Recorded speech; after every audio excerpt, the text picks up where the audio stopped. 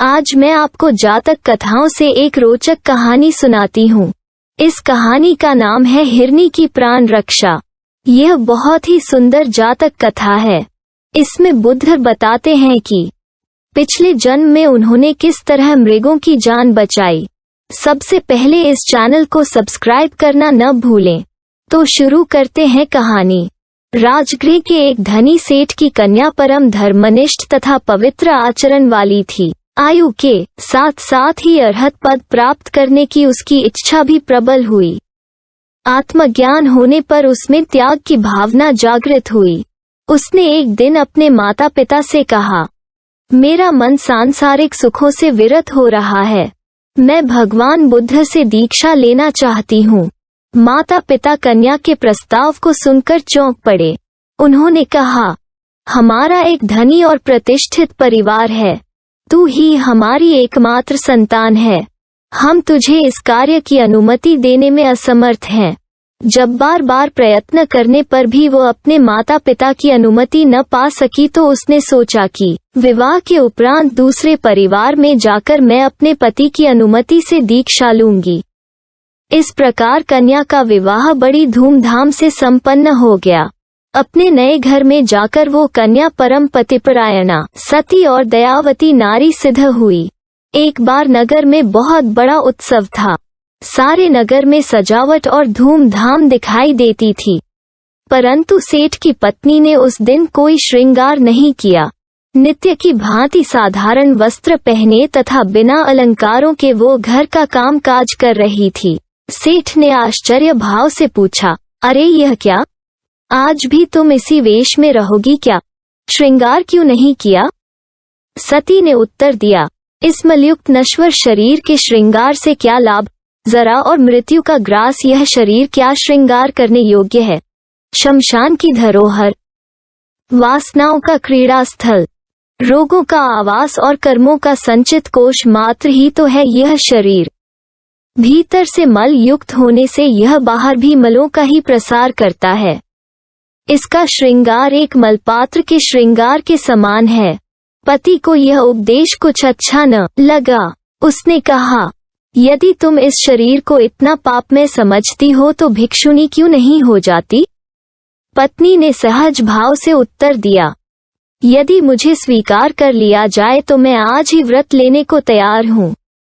पत्नी की अत्यधिक रुचि देखकर सेठ उसे विहार में ले गया और वहां बहुत सा दान देकर उसे भिक्षुनी के व्रत में दीक्षित करा दिया।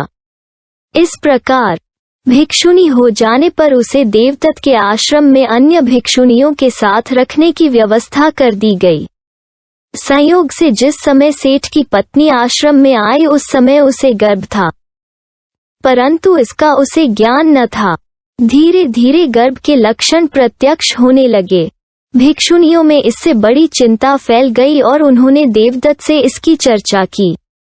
देवदत्त ने बदनामी के डर से उसे आश्रम से निकाल देने का आदेश दे दिया, परंतु वो नई भिक्षुनी दृढ़ संकल्प और साहस वाली थी। उसने अपनी संगिनियों से कहा, मैंने दीक्षा तथागत से ली है। देवदत्त तो बुद्ध नहीं है। मुझे दीक्षा बड़ी कठिनता से प्राप्त हुई है। तुम मुझे उससे वंचित मत करो और मुझे तुरंत तथागत के समीप ले चलो। जब भिक्षुनियों का दल जेतवन पहुंचा और तथागत के समक्ष सारा वृतांत रखा तो उन्होंने उपाली से कहा, इस विषय का निर्णय एक सभा में होना उचित है। आशा है तुम सब व्यवस्था ठीक ठीक कर लोगे। दूसरे दिन कौशल नरेश, प्रसेनजित, अनाथ पिंडक, विशाखा तथा कौशल के अनेक भक्तगण जेतवन के विहार में उपस्थित हुए। उपाली ने विशाखा को इस विषय की जांच करने का कार्य सौंपा कि गर्भ दीक्षा लेने से पूर्व का है या उसके बाद का। विशाखा ने भिक्षुनी को एकांत में ले जाकर उससे बात की तथा उसकी परीक्षा करके यह घोषणा की कि गर्भ दीक्षा से पूर्व का है। इस प्रकार वो भिक्षुनी निर्दोष मानी जाकर पुनः आश्रम में भेज दी गई। समय पर उसके एक पुत्र हुआ। एक दिन मगध के राजा को आश्रम में एक बालक के रोने का शब्द सुनाई दिया। उन्होंने जब यह जाना कि एक भिक्षुनी माता हुई है तो उस बालक को मांग कर ले गए। मगध के राजमहल में बालक का राजकुमारों की भांति लालन पालन हुआ। इस बालक में असाधारण ज्ञान के लक्षण बहुत थोड़ी आयु में ही प्रकट हो गए और 7 वर्ष का होने पर उसे तथागत ने अपनी शरण में ले लिया।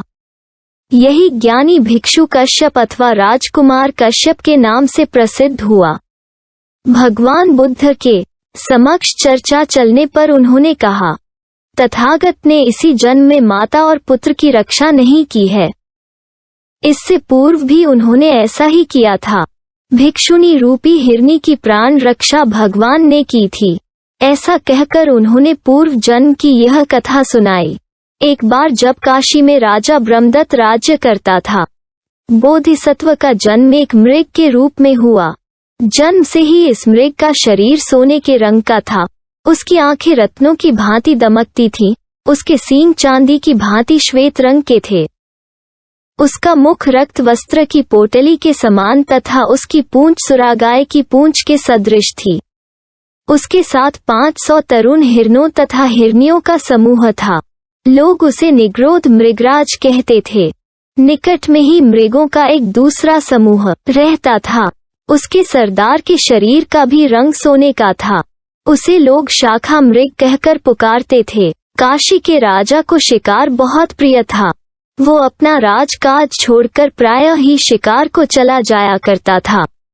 राज्य के लोगों ने सोचा कि राजा मृगया के लिए राज्य का सब काम छोड़ कर चला जाता है, इससे हम सबको असुविधा होती है। क्यों न हम लोग राजा के उद्यान में ही वन के मृगों को हाँक लावें। ऐसा सोचकर उन्होंने उद्यान में बहुत सी घास बो दी और मृगों के पीने के लिए पानी की भी व्यवस्था कर दी। इसके पश्चात वे जंगल में गए और मृगों को घेर कर उद्यान में कर दिया। फाटक बंद हो जाने से अब कोई मृग बाहर न जा सकता था। एक बार राजा उद्यान में गया। वहां उसने अन्य मृगों के साथ बोधिसत्व स्वर्ण मृग को भी देखा।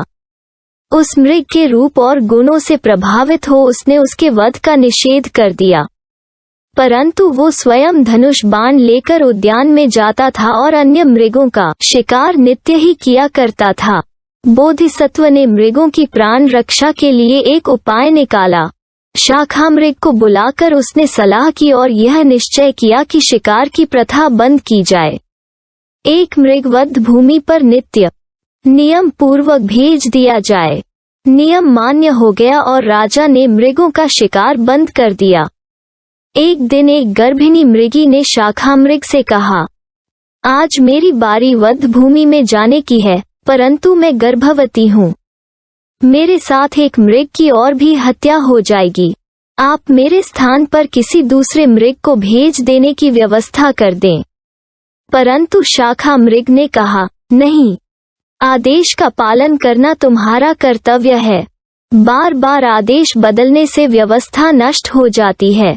इस क्रूर निर्णय को सुनकर मृगी निराश हो गई, परंतु उसने साहस नहीं छोड़ा और बड़ी आशा के साथ बोधिसत्व से अपनी व्यथा निवेदन की। बोधिसत्व ने कहा, तू निर्भय रह, मैं दूसरी व्यवस्था कर दूंगा। मृगी प्रसन्न होकर चली गई। दूसरे दिन वधिक ने राजा से निवेदन किया, महाराज, वध भूमि पर आज निग्रोध मृग उपस्थित है जिसे मारने का आपने निषेध किया है। राजा को बड़ा आश्चर्य हुआ। वो हाथी पर चढ़कर वधभूमि पर पहुंचा। निग्रोध मृग को देखकर राजा ने कहा, हे मृगराज, मैंने तुम्हें प्राणदान दिया था, फिर तुम्हारे इस स्थान पर आने का क्या कारण है?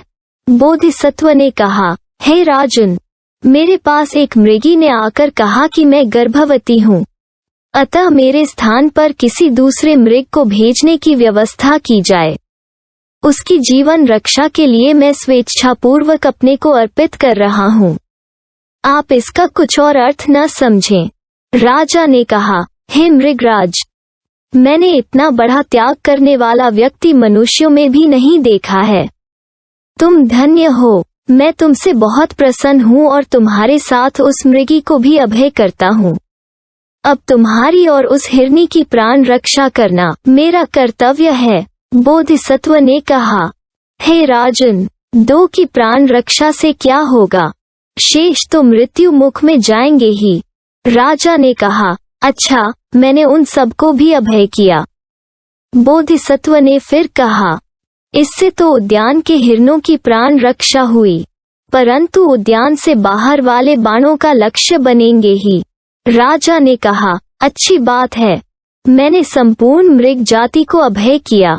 बोधिसत्व ने कहा, हे राजन, तेरी दया अपार है, परंतु दया में कृपणता अच्छी नहीं। मृगों की रक्षा होने पर भी अन्य चतुष्पद विपत्तिग्रस्त रहेंगे। राजा ने कहा, हे लोक कल्याण कामी, तेरी प्रसन्नता के लिए मैं समस्त चतुष्पद जगत को अभय देता हूँ। इसी प्रकार बोधिसत्व ने राजा से जलचर, नभचर और थलचर समस्त जीवों को अभयदान दिला दिया। अंत में बोधिसत्व से पंचशील का उपदेश प्राप्त कर राजा अपने महल को लौट गया। बोधिसत्व जीवों को अभयदान दिलाकर अपने अनुयायियों सहित पुनः वन में चले गए। समय आने पर मृगी ने एक सुंदर शावक को जन्म दिया। जब वो बड़ा हुआ तो उसकी माँ ने उसे उपदेश रूप में उपरोक्त कथा सुनाई और बताया कि बोधिसत्व ने कैसे हिरनौटे और हिरनी की प्राण रक्षा की थी। इस जातक कथा के अंत में भगवान ने कहा, इस जन्म का देवदत्त ही उस जन्म में शाखा मृग था। आनंद काशी का राजा था। भिक्षुनी गर्भिणी हिरणी थी और उसका बालक राजकुमार कश्यप मृग शावक था। मैं स्वयं तो निग्रोध मृग था ही। आपको यह जातक कथा कैसी लगी? कृपया टिप्पणी करके हमें जरूर बताएं और लाइक करें। साथ ही इस वीडियो को ज्यादा से ज्यादा शेयर करें। और हाँ, हमारा चैनल हिंदी पथ सब्सक्राइब करना न भूलें। धन्यवाद।